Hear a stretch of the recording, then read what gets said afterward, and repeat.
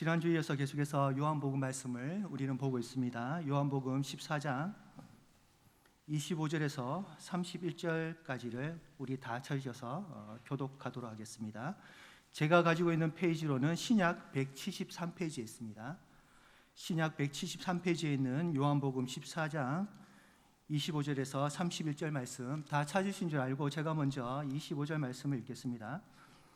내가 아직 너희와 함께 있어서 이 말을 너희에게 하였거니와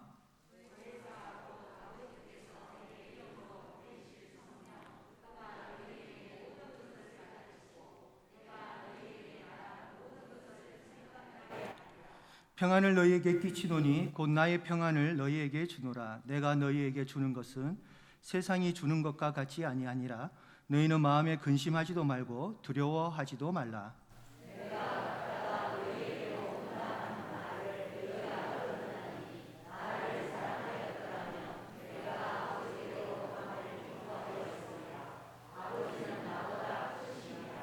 이제 일이 일어나기 전에 너희에게 말한 것은 일이 일어날 때 너희로 믿게 하려 함이라.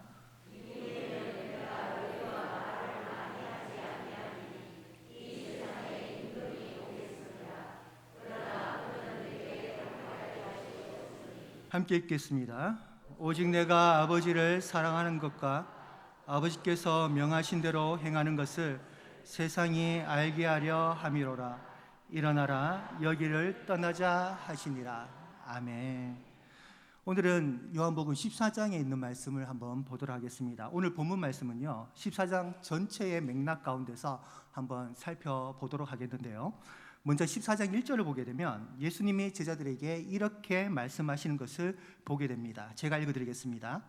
너희는 마음에 근심하지 말라. 하나님을 믿으니 또 나를 믿어라. 14장이 이렇게 시작을 하고 있죠. 예수님께서 제자들을 향해 근심하지 말라 하시면서 뭔가 말씀을 이어가고 계신 내용입니다. 그리고 나서 오늘 본문 내용을 보시면 이런 말씀이 있습니다. 27절 말씀입니다. 제가 읽어드리겠습니다. 평안을 너희에게 끼치노니 너희는 마음에 근심하지도 말고 두려워하지도 말라. 여기서는 너희에게 평안을 줄 테니 근심하지 말고 두려워하지도 말라고 말씀하십니다. 그러니까 1절에서는 예수님이 제자들에게 근심하지 말라 하시면서 문제를 제기하고 계시다면 27절에 가서는 너희들이 근심하지 말아야 하는 이유와 그 해답을 주고 계신 거죠. 따라서 오늘 14장 전체의 말씀은 뭔가 근심에 빠져 있는 제자들에게 예수님이 위로와 겉면으로 하시는 말씀이라고 할 수가 있겠습니다. 그래서 오늘 우리는 이 14장에 있는 말씀을 통해서 이렇게 근심에 쌓인 제자들에게 예수님이 어떻게 위로와 답을 주고 계시는지를 거기에 우리가 포인트를 두고 한번 살펴보도록 하겠습니다. 그 전에 우리는 제자들이 왜 근심에 쌓이게 되었는지를 그것을 먼저 알 필요가 있습니다. 오늘 14장의 말씀은 앞에 있는 14장의 내용과 연결되어지는 말씀입니다.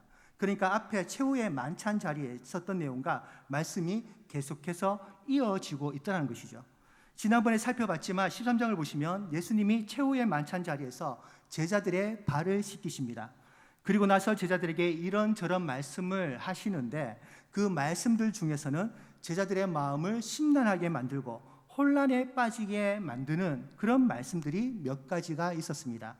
그 첫 번째 말씀이 뭐냐면 제자들 중에 한 사람이 예수님을 팔게 될 것이다, 이 말씀이었습니다. 잘 아는 말씀이죠. 이 말씀이 13장 21절에 나오는데요, 함께 식사를 하는 자리에서 예수님이 제자들 중에 누군가가 자신을 배반할 거라고 이렇게 말씀하십니다. 이 말씀을 들은 제자들의 마음은 어떻겠습니까? 적지 않은 충격을 받게 되는 것이죠. 그럴 수밖에 없는 것이 지금 만찬의 자리에 앉아있는 이 12명의 제자들은 그동안 함께 동고동락했던 사람들이었습니다. 그런데 그 중에 배신자가 있을 거라는 말씀은 제자들에게 큰 근심과 충격을 줄 수밖에 없는 것이죠. 게다가 그 사람이 누구냐고 직접적으로 예수님께 물어도 예수님은 명확하게 대답해 주지를 않습니다. 제자들은 심란해질 수밖에 없는 겁니다.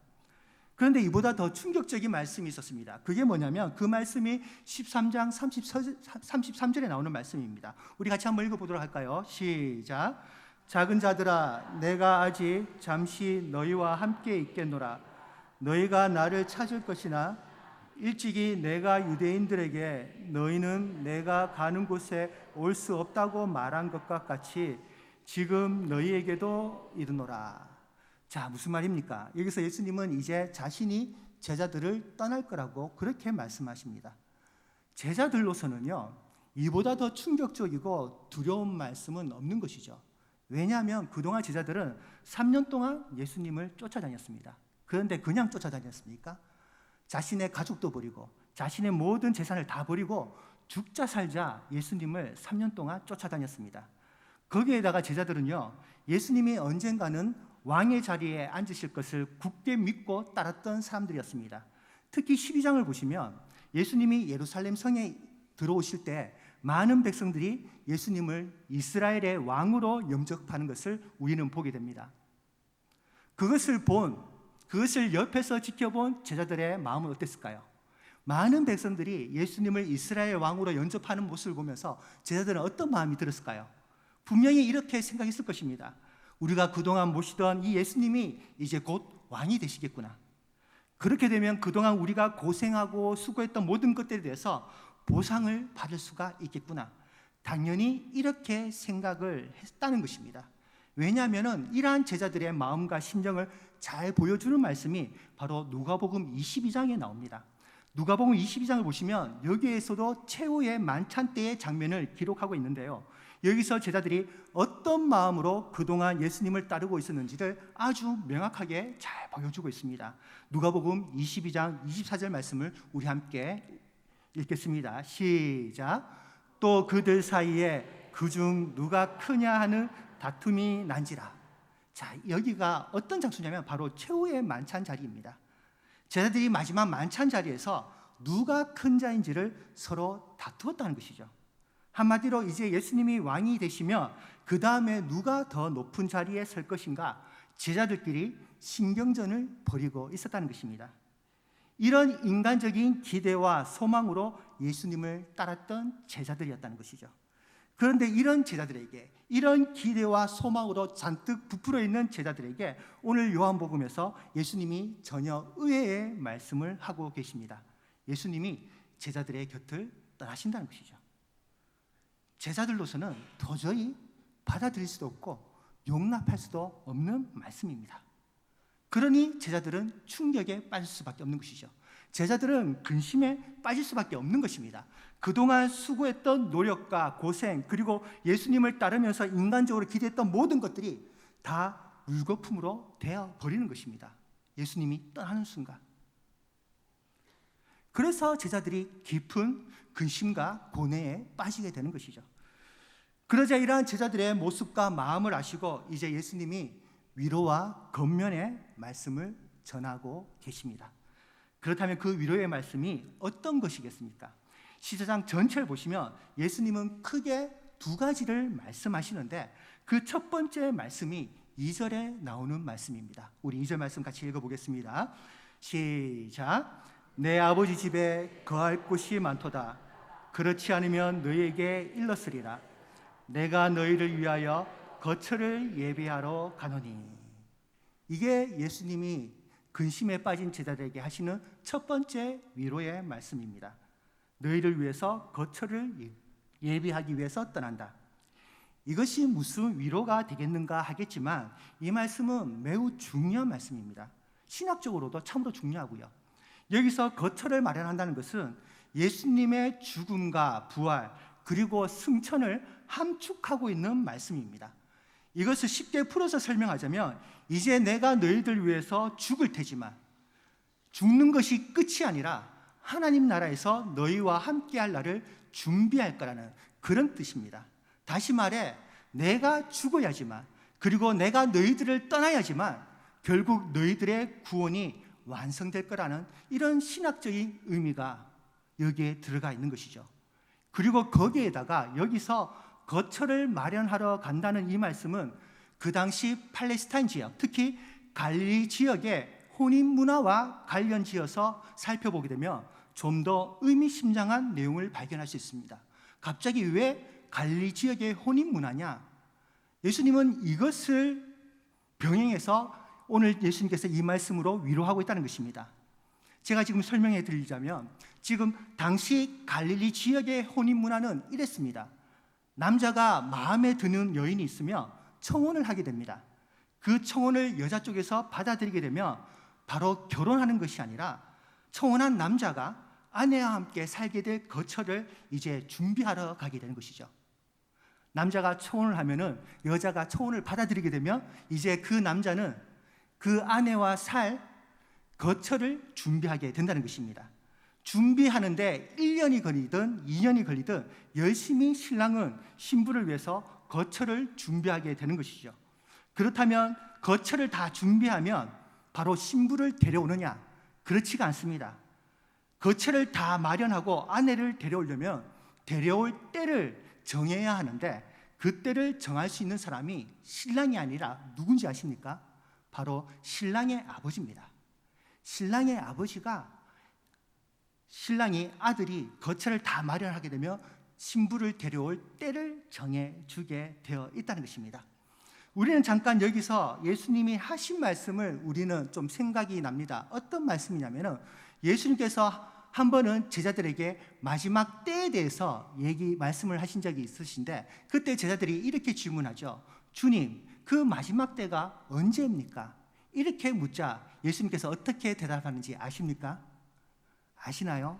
아시지만 조용히 그냥 계시는 거죠. 자, 마태복음 24장 36절에 이런 말씀이 있습니다. 같이 읽어볼까요? 시작. 그러나 그 날과 그때는 아무도 모르나니 하늘의 천사들도 아들도 모르고 오직 아버지만 아십니다. 여기서도 예수님의 이 말씀과 당시 갈릴리 결혼 문화와 매우 평행적으로 이어지는 것을 보게 된다는 것입니다. 거처를 다 마련하면 그 때를, 신부를 데려올 때를 신랑이 정하는 것이 아니라 아버지가 정해준다는 것이죠. 어쨌든 아버지가 정한 때에 아내를 데려온 신랑과 가족은 그때서야 혼인잔치를 벌이게 됩니다. 우리가 잘 아는 요한복음 2장에 나오는 그 혼례잔치를 열게 된다는 것이죠. 하지만 여기서 우리가 한 가지 더 알아야 할 것이 있습니다.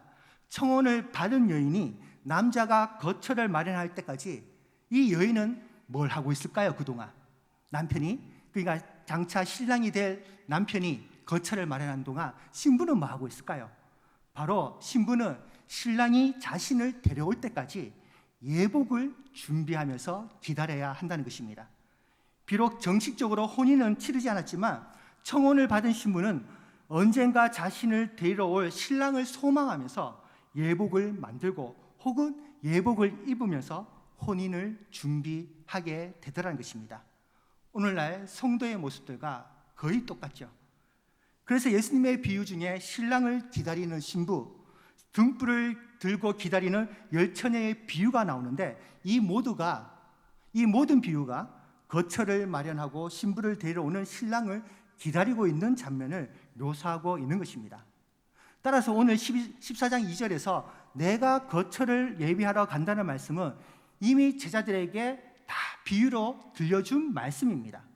심지어 요한복음 2장에 나오는 가나의 혼인잔치 사건은 최후의 만찬 자리에서 거처를 마련하러 가신다는 오늘 14장의 예수님의 말씀과 복선을 이루고 있는 말씀이라는 것이죠.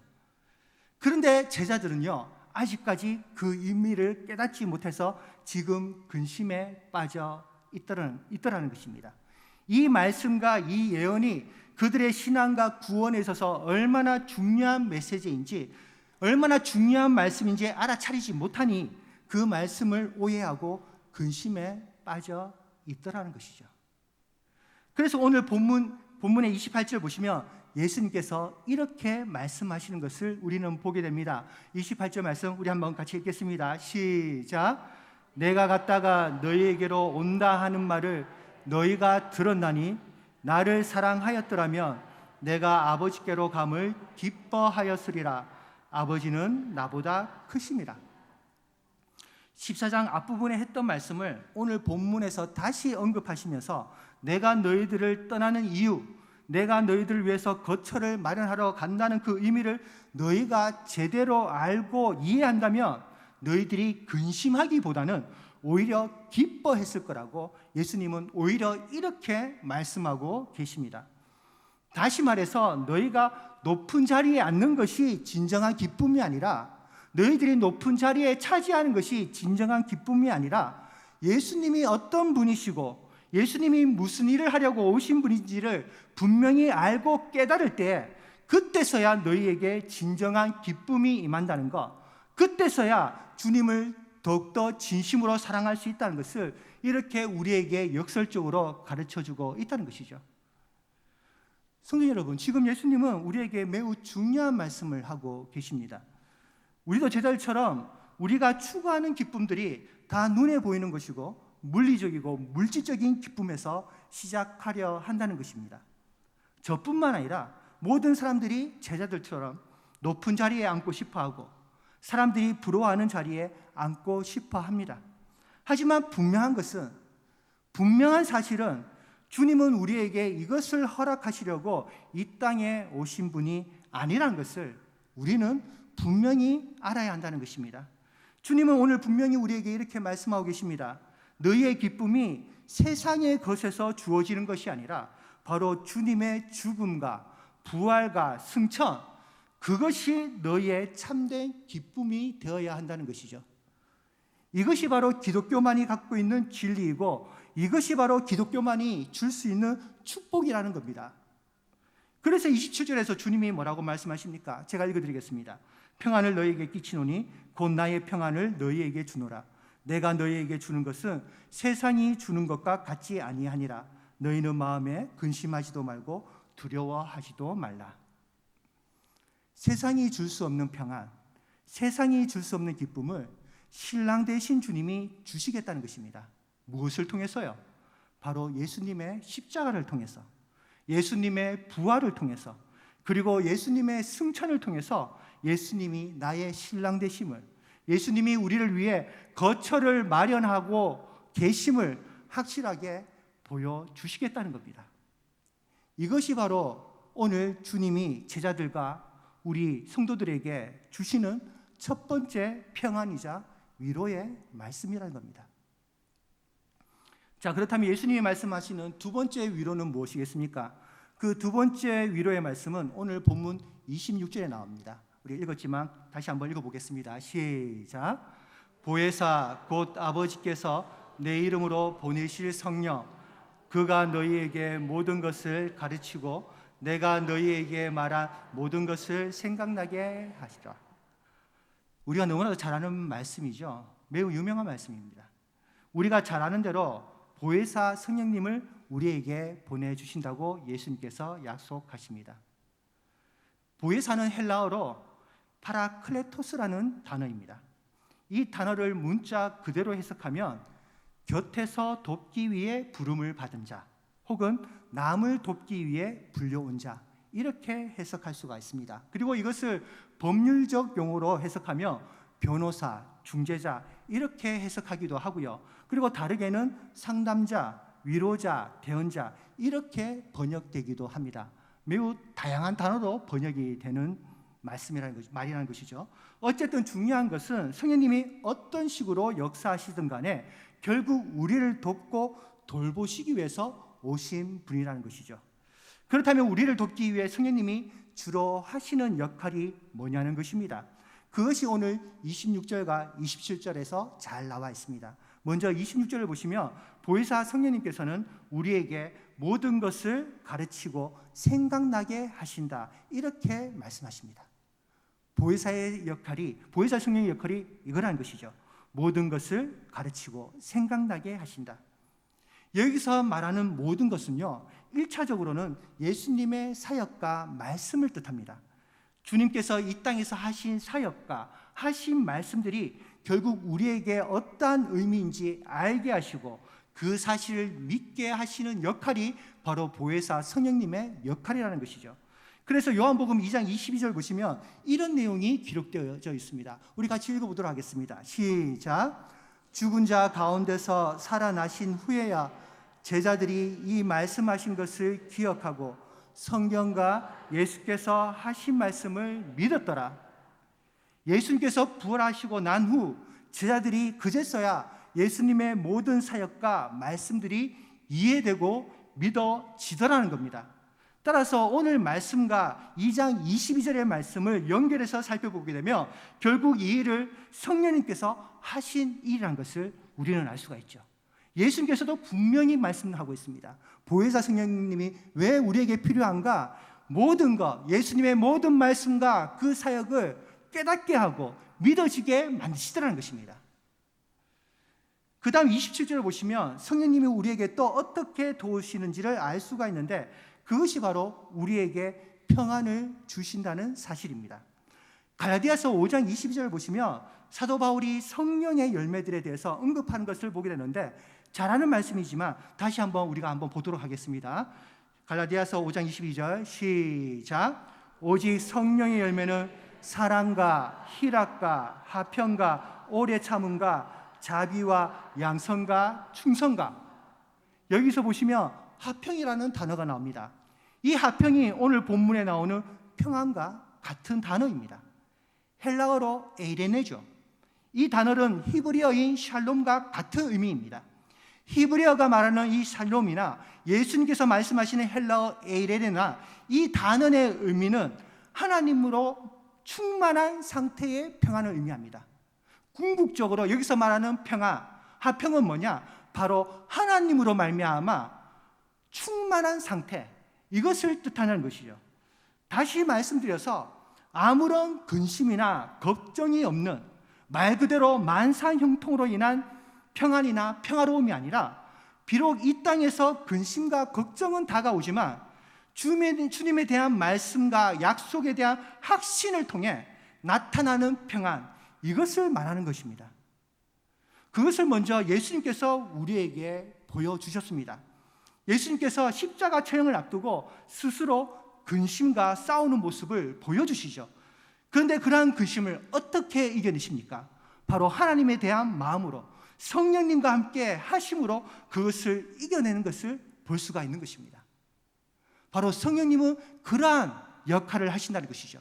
우리로 하여금 하나님으로 성령님으로 가득 차게 만드셔서 그러므로 말미암아 우리에게 직면한 모든 근심과 걱정을 돌파하게 이겨나가게 만드신다는 것입니다.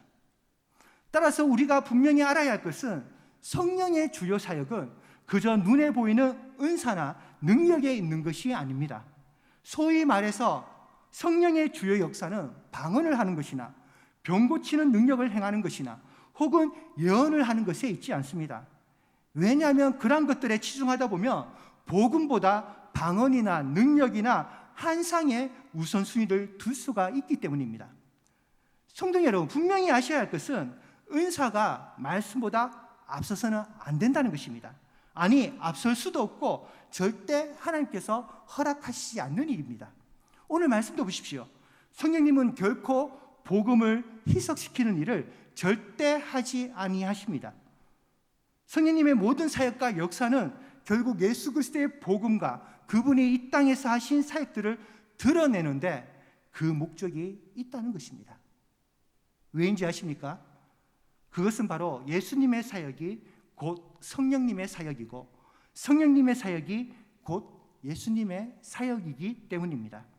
앞에 14장 16절을 보시면 예수님께서 성령님을 소개하시면서 이렇게 말씀하시는 것을 우리는 보게 됩니다. 한번 읽어보도록 할게요. 14장 16절 시작. 내가 아버지께 구하겠으니 그가 또 다른 보혜사를 너희에게 주사 영원토록 너희와 함께 있게 하리니. 여기서 보시면 예수님은 성령님을 또 다른 보혜사라 이렇게 말씀하고 계십니다. 또 다른 보혜사. 그렇다면 성령님 말고 다른 보혜사가 있다는 뜻 아니겠습니까? 그렇다면 성령님 말고 또 다른 보혜사는 누구일까요? 그 말씀이 요한일서 2장 1절에 나옵니다. 우리 요한일서 2장 1절 같이 읽겠습니다. 시작. 나의 자녀들아, 내가 이것을 너희에게 쓰면 너희로 죄를 범하지 않게 하려 함이라. 만일 누가 죄를 범하여도 아버지 앞에서 우리에게 대언자가 있으니 곧 의로우신 예수 그리스도시라. 여기서 보시면 예수님이 우리의 대언자가 되신다고 말씀하십니다. 여기서 대언자가 바로 헬라어로 파라클레토스입니다. 파라클레토스가 뭐라 그랬죠? 좀 전에 보혜사라 그랬죠. 여기서 말하는 대언자와 보혜사가 같은 뜻입니다. 바로 예수님이 곧 보혜사라는 것입니다. 결국 예수님과 성령님은 같은 보혜사 하나님 되신다는 뜻입니다. 이는 삼위의 하나님이 그 사역이 서로 연결되어 있음을 우리에게 가르쳐주고 있습니다. 따라서 예수님과 같은 삼위의 하나님 되신 성령님께서 너희 곁에 여전히 머물러 계시기 때문에, 그리고 그 성령님께서 너희들에게 예수님의 말씀과 사역을 생각나게 하시고 깨닫게 하시고 믿게 하실 것이기 때문에 너희들은 근심하지도 말고 두려워하지 말라고 그렇게 위로하고 계신 거죠. 오늘 본문 앞에 있는 14장 13절 보시면 예수님이 이런 말씀을 하십니다. 너희가 내 이름으로 무엇을 구하든지 행하리니, 이런 말이 나와요. 그리고 나서 예수님께서 제자들에게 너희가 무엇을 구하든지 예수님이 행하시겠다, 응답하시겠다, 그렇게 말씀하십니다. 그리고는 바로 뒤에 16절 보시면 이런 말씀이 이어서 나옵니다. 16절 어떻게 나오냐면 내가 아버지께 구하겠으니 그가 또 다른 보혜사를 너희에게 주사, 이렇게 말씀하고 있습니다. 잘 보시면 처음에는 너희가 무엇을 구하든지 이렇게 말씀하시다가 어떻게 끝을 맺냐면 보혜사 성령을 주시겠다, 이렇게 마무리한다는 것이죠. 뭘 보여주는 거죠? 결국 너희가 무엇을 구하든지, 이 말씀은 보혜사 성령을 주시겠다, 이 말씀으로 기결되더라는 것입니다. 그런데 잘 보시면 이와 거의 비슷한 말씀을 우리는 누가복음에서도 찾아볼 수가 있습니다. 누가복음 11장 9절 보시면 잘 아시는 말씀이 나옵니다. 우리 한번 같이 읽어볼까요? 시작. 내가 또 너희에게 이르노니 구하라 그러면 너희에게 주실 것이요 찾으라 그러면 찾아낼 것이요 문을 두드리라 그러면 너희에게 열릴 것이니. 잘 아는 말씀이죠. 이 말씀도 어떻게 보면 우리가 기도하는 대로 구하면 주님이 다 들어주실 것처럼 해석될 수 있는 그런 말씀입니다. 그런데 이 말씀도 잘 보시면 뒤에 무슨 내용이 나오는지 아십니까?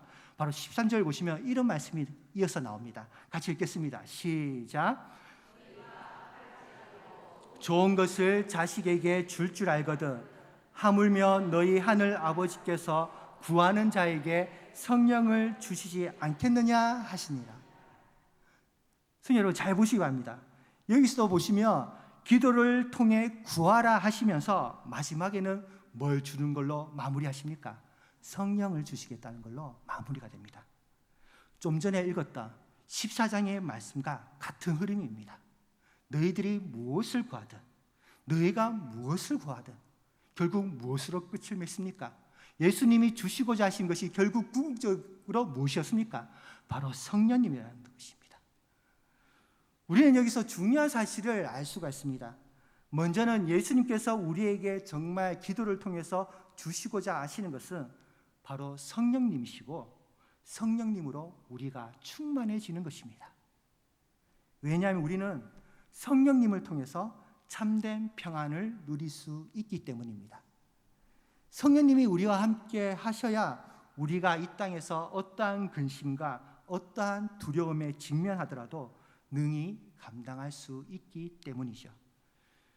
주님은 우리에게 믿는 자에게는 절대 근심과 고통이 없을 거라고 말씀하신 적이 없으십니다. 근심 없고 고통 없는 삶이 신앙의 목적이라면 예수님의 고난과 예수님의 십자가도 없어야 합니다. 그렇지 않습니까?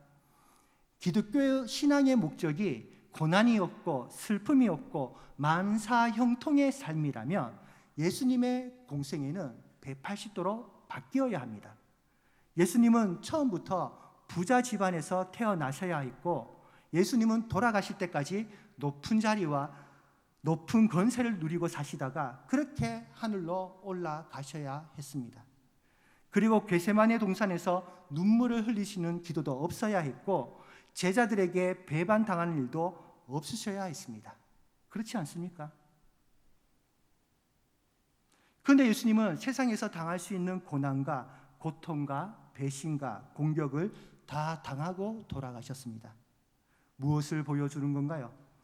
오늘 예수님과 성경에서의 말씀은 근심과 고난이 없는 삶에 대해서 가르쳐 주는 것이 아니라 근심과 고난이 있을 때 그것을 어떻게 이겨나갈 수 있는지, 근심 가운데서도 어떻게 주님이 주시는 평안에 이룰 수 있는지 거기에 대해서 설명하고 가르치고 계시다는 것입니다.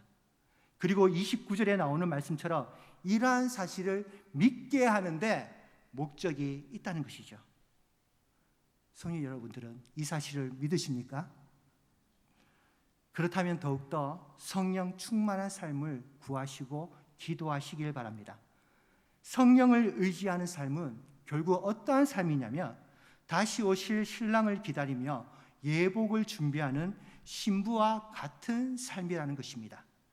성령을 의지하는 삶은 우리가 무엇보다 말씀을 의지하며 살아가겠다는 것입니다. 그리고 성령을 의지하면서 살아간다는 것은 결국 우리가 예수님의 십자가와 그분의 부활과 그분의 승천을 우리의 최고의 소망, 성도들에게 있어서 최고의 평안과 기쁨으로 삼겠다는 뜻입니다. 이러한 믿음과 이러한 은혜 그리고 이러한 평안이 저와 성도님들께 충만하시기를 축복합니다. 아멘. 기도하겠습니다. 하나님 아버지, 오늘 우리가 주님께서 우리에게 허락하신 위로와 평안의 말씀을 바라보기를 원합니다. 우리의 완전한 구원과 영적인 혼인을 위해 거처를 마련하고 계신 신랑 되신 예수 그리스도를 우리가 믿음의 눈으로 바라보게 하여 주시옵소서. 주님이 다시 오실 때가 언제일지는 우리는 모르나 우리가 믿음으로 그리고 기대와 소망으로 영적인 예복, 예배의 예복을 준비하며 살아가는 주의 신부들이 다 되게 하여 주시옵소서. 무엇보다 보혜사 성령님을 의지하며 살아가게 하시되 성령님을 통해 우리가 주님의 말씀을 더욱더 깊이 묵상하고 예수 그리스도의 복음과 사역을 더욱더 우리의 마음에 간직함으로 말미암아 세상이 줄 수 없는 평안, 세상이 줄 수 없는 기쁨을 온전히 누리며 살아갈 수 있는 주의 성도들이 다 될 수 있도록 주님 인도하여 주시옵소서. 거룩하신 예수 그리스도의 이름으로 기도드립니다. 아멘.